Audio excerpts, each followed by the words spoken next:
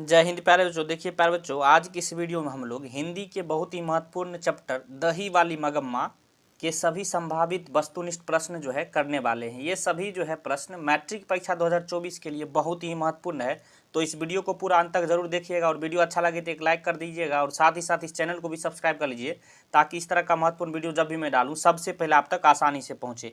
देखिए प्यारे बच्चों, दही वाली मगम्मा जो चैप्टर है इसके सभी संभावित वस्तुनिष्ठ प्रश्न इस वीडियो में करेंगे। जो भी महत्वपूर्ण ऑब्जेक्टिव प्रश्न बनेंगे सभी को इस वीडियो में कवर करेंगे। Class 10th Hindi VVI objective ये जो है आपके मैट्रिक परीक्षा 2024 के लिए बहुत ही महत्वपूर्ण है। तो चलिए सबसे पहला महत्वपूर्ण प्रश्न क्या है प्यारे बच्चों, प्रश्न को पढ़िए। कह रहा है कि रंगप्पा कौन था प्यारे बच्चों? रंगप्पा इनमें से सब चीज था, जुआरी भी था, शराबी भी था, शौकीन मिजाजी था, यानी उपयुक्त क्या हो जाएगा? सभी हो जाएगा, यानी ऑप्शन डी बिल्कुल सही है। याद रखिएगा रंगप्पा जो है सभी चीज था, याद रखिएगा। चलिए प्रश्न 2 को पढ़िए। कह रहा है श्रीनिवास का जन्म कब हुआ? याद रखिएगा प्यारे बच्चों, बहुत ही महत्वपूर्ण प्रश्न है। श्रीनिवास का जो है जन्म 1891 ईस्वी में हुआ था, यानी ऑप्शन सी यहाँ बिल्कुल सही, याद रखिएगा।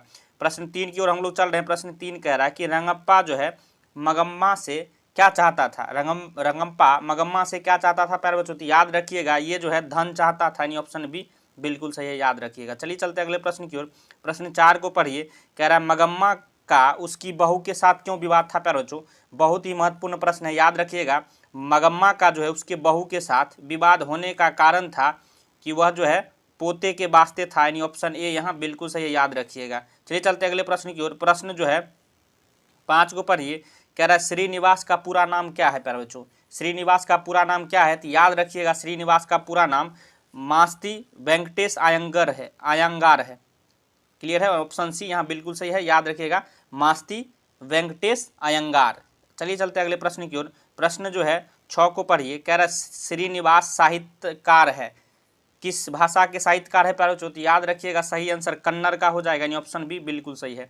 चलिए चलते अगले प्रश्न की ओर। प्रश्न 8 को पढ़िए। उस घर में अब सास और बहू में स्वतंत्रता की होड़ लगी है, यह पंक्ति किस कहानी का है प्यारे बच्चों? तो याद रखिएगा सही आंसर हो जाएगा ये दही वाली मगम्मा पंक्ति का है, ऑप्शन डी बिल्कुल सही है, याद रखिएगा। चलिए चलते अगले प्रश्न की ओर।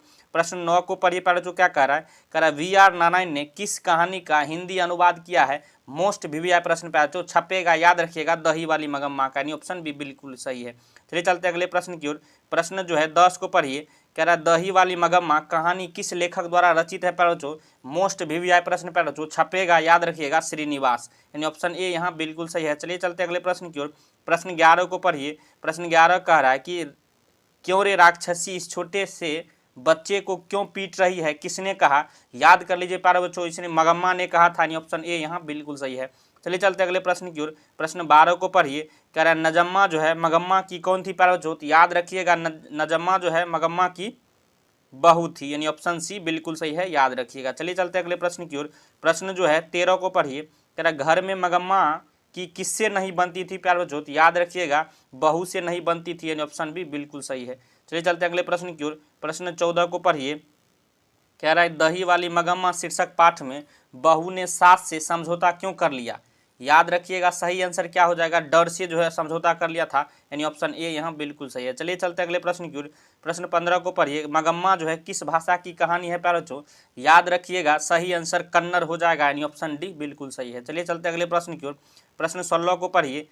मगम्मा कहाँ की रहने वाली है? याद रखिएगा प्यारे बच्चों मगम्मा जो है अबलूर के पास किसी गांव की रहने वाली, यानी ऑप्शन ए यहाँ बिल्कुल सही है। देखिए प्यारे बच्चों, अगर वीडियो पसंद आ रहा हो तो लाइक जरूर करिए और चैनल को भी सब्सक्राइब कर लीजिए इस तरह का महत्वपूर्ण वीडियो पाने के लिए।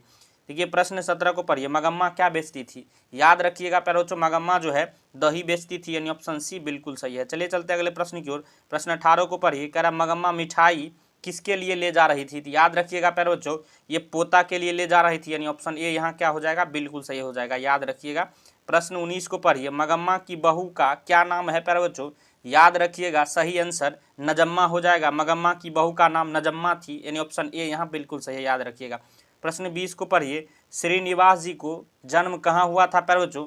याद कर लीजिए श्रीनिवास जी का जन्म जो है कोलार कर्नाटक में हुआ था, यानी ऑप्शन बी बिल्कुल सही है, याद रखिएगा। चलिए चलते अगले प्रश्न की ओर। प्रश्न 21 को पढ़िए।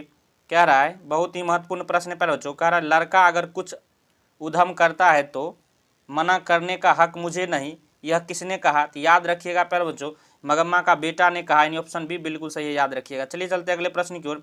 प्रश्न 22 को पढ़िए। कह रहा घर वाले के रहते एक अच्छी सारी नसीब नहीं हुई, ऐसा किसने कहा? याद रखिएगा प्यारे बच्चों, मगम्मा ने कहा था, यानी ऑप्शन ए यहाँ बिल्कुल सही है। चलिए चलते अगले प्रश्न की ओर। प्रश्न 23 को पढ़िए। कह रहा है दही वाली मगम्मा शीर्षक कहानी में रास्ते में क्या है प्यारे बच्चों? याद रखिएगा अमराई का कुआं है, यानी ऑप्शन ए यहाँ बिल्कुल सही हो जाएगा। देखिए प्यारे बच्चों, आज की इस वीडियो में हमने जो है दही वाली मगम्मा शीर्षक के जितने भी संभावित वस्तुनिष्ठ प्रश्न बन रहे थे सभी को इस वीडियो में हमने कवर कर दिया है। वीडियो अगर आपको अच्छा लगा हो तो लाइक जरूर करिएगा, चैनल पर नए सब्सक्राइब कर लीजिए, क्योंकि इस तरह का महत्वपूर्ण वीडियो आपको हमेशा मिलता रहेगा। वीडियो देखने के लिए धन्यवाद, मिलते हैं नेक्स्ट वीडियो में, तब तक के लिए जय हिंद जय भारत।